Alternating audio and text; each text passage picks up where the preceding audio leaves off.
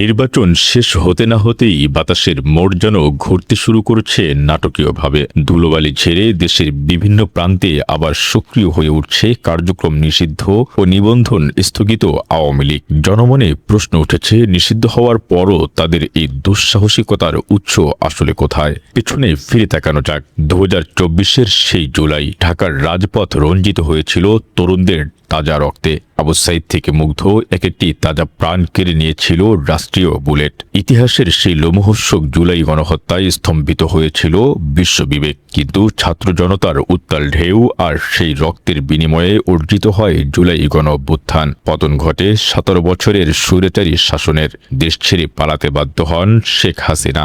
বিপ্লব পরবর্তী বাংলাদেশের সামনে প্রধান তিনটি চ্যালেঞ্জ ছিল: গণহত্যার বিচার, রাষ্ট্রীয় সংস্কার এবং একটি সুষ্ঠু নির্বাচন। যে আন্দোলনের মূলে ছিল সহস্রাধিক শহীদের রক্তের হিসাব এবং খুনিদের বিচার নিশ্চিত করা, সেই বিচার প্রক্রিয়া আজও ঝুলে আছে। বিস্ময়কর সত্য হলো যে গণহত্যার বিচার সম্পূর্ণ হওয়া ছিল জাতীয় আকাঙ্ক্ষা, তা এখনও অধরা। বরং বিচারের কাঠগড়ায় দাঁড়ানোর পরিবর্তে দেখা যাচ্ছে সেই ঘাতক শক্তির পুনর্বাসন। গণহত্যার ক্ষত শুকানোর আগেই তারা আবার দাপিয়ে বেড়াচ্ছে রাজপথে।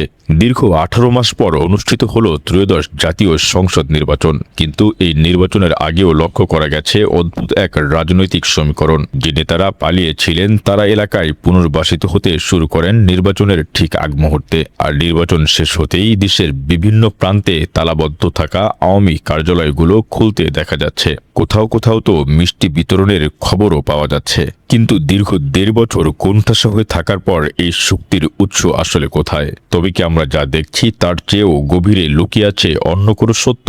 রাজনৈতিক বিশ্লেষকদের মনে জোরালো সন্দেহ, এই নির্বাচনের আয়োজন কি কেবলই গণতন্ত্র পুনরুদ্ধারের জন্য ছিল, নাকি এর পিছনে লুকিয়ে আছে কোনো মহা সমঝোতা? কে রাজনীতিতে পুনর্বাসনের কোনো গোপন শর্তে এই নির্বাচন অনুষ্ঠিত হলো?